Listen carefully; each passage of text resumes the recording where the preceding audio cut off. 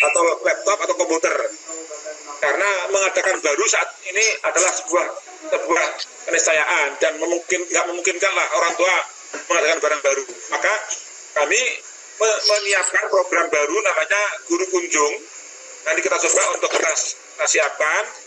Nanti untuk siswa MI dan SK kelas 1 sampai kelas 3 MI, kalau memungkinkan nanti guru-guru yang bergiliran untuk kunjungan anak di satu desa itu, dan nanti kita berikan uang untuk kunjung. Mudah-mudahan skemanya ini nanti masuk biaya kita, karena kita masih kita hitung-hitung dulu cukup enggak gitu. Tapi yang untuk pulsa Bapak insya Allah valid. Untuk yang XL sudah mendekati final, kita katakan bersama. Dan untuk kurikulum masa COVID dan masa darurat, selanjutnya kalau ada darurat sudah kita siapkan, mudah-mudahan bisa cepat selesai.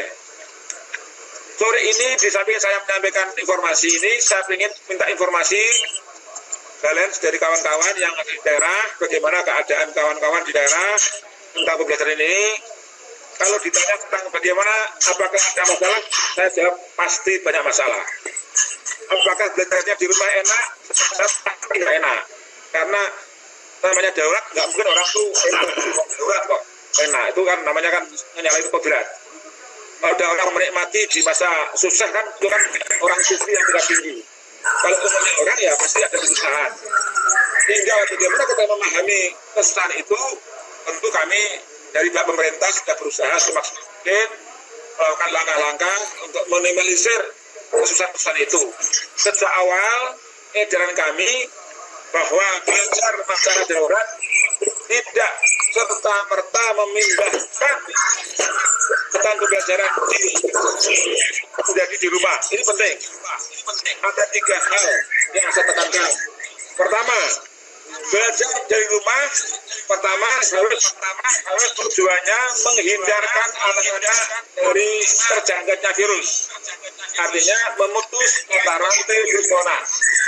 Yang kedua, menjaga anak tetap sehat. Yang kedua, belajar bukan sesuatu yang orientasinya pada knowledge, banyak pada kognitif, tetapi lebih pada afektif dan psikomotorik. Sehingga sumber belajar di era COVID, sumber belajar di era darurat, bukan sumber belajar yang satu-satunya dari media teknologi yang seperti sekarang ini, yang teknologi pembelajaran yang bagus, bukan sumber belajar dari buku-buku yang mahal, tapi sumber belajar di era darurat adalah lingkungan keluarga, buku-buku cetakan yang sudah ada, belajar dari keadaan keluarganya itu dan mengamalkan ilmu-ilmu yang dia miliki. Jadi sumber belajarnya adalah sumber belajar dari yang sudah ada seminimal mungkin. Yang penting anak-anak di rumah sehat, tidak kena virus. Yang kedua, bisa menambah pengetahuan. Yang utama adalah mengamalkan ilmu pengetahuannya yang didapatkan selama di madrasah sebelumnya. Sehingga tidak ada pemaksaan untuk anak-anak harus mencapai target tertentu. Maka tolong kawan-kawan pegunung sampaikan kabar kepada kawan-kawan Kementerian Agama dalam hal ini KSKK Madrasah tidak mentargetkan kurikulum selama masa pandemi. Lalu untuk kenaikan kelas bagaimana? Kenaikan kelas sudah kami sampaikan cukup dengan menggunakan tes-tes yang pernah dilakukan dan ujian di semester pertama kemarin.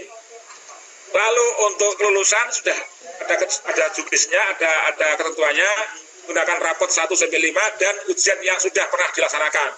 Jadi tidak usah dipaksakan, harus ada ujian lagi, ada tes lagi, nggak usah. Nah, tadi barusan saya rapat dengan KSP, baru selesai jam 2.30, bahwa untuk PPDB mendapat laporan 60% PPDB sekarang sudah selesai. Insya Allah tidak ada masalah. Kepada kawan-kawan yang mengelola madrasah di Pergunung, yang di Ma'arif, yang di swasta, kalau ada PPDB tolong tetap jaga situasi, jaga protokol kesehatan. Kalau memang belum bisa menggunakan jarak jauh, jangan dipaksa sekarang. Tapi kalau bisa dengan model yang sangat simpel dengan WA, dengan grup WA ya alhamdulillah. Yang penting menjaga keamanan jauh lebih penting dibanding mendatangkan kebaikan menurut Kiai Tolhah. Darul mafasid muqaddamun al-jadil masalih. Tolabul ilmi ini baik, tetapi jauh lebih diutamakan menjaga datangnya prahara atau datangnya penyakit. Selamat datang para Rejo, selamat datang dari Kendal. Oke. Terima kasih kawan-kawan Indonesia Timur. Selamat untuk berbuka puasa. Yang tengah menunggu buka puasa, yang barat masih agak lama. Tunggu sekian dulu. Saya mohon masukan-masukannya. Mudah-mudahan. Oh ya, terakhir. Data dari KPAI. Ini penting saya sampaikan ini. Data KPAI, hasil aduan masyarakat sejumlah 246 aduan masyarakat itu 50% lebih tujuannya ke SMA. Yang ke aliyah hanya 24 orang atau 13%. Yang ke MTS hanya 3 orang. NI kosong, NA kosong berarti. Kalau melihat data ini, insya Allah layanan pembelajaran di era COVID, madrasah alhamdulillah jauh lebih nyaman karena tidak banyak aduan dibanding yang Mendikbud. Jadi Mas Tolkah, tolong ini diriset dilanjuti. Kita madrasah kok aduannya sedikit. Apakah ini karena orang sudah nerimo, orang keadaan begini, nggak banyak cerewet, atau karena memang betul-betul memang bagus layanan kita. Karena apa? Tidak usah mengejar target kurikulum. Kan ini, berikan kabar gembira pada orang tua, pada anak-anak. Bahkan kami lewat RA, saya sampaikan, guru RA dilarang keras berkomunikasi sama anak. Cukup dengan orang tua. Karena kalau nanti dengar suara guru, anak itu langsung stres, ingin histeris, langsung mau berangkat ke RA karena hubungannya sangat baik. Jadi hubungannya sama guru dan orang tua, jangan sama anak. Dan kabar yang diminta bukan apa anak-anak belajar apa, bukan anak-anak siap enggak, anak-anak gembira enggak.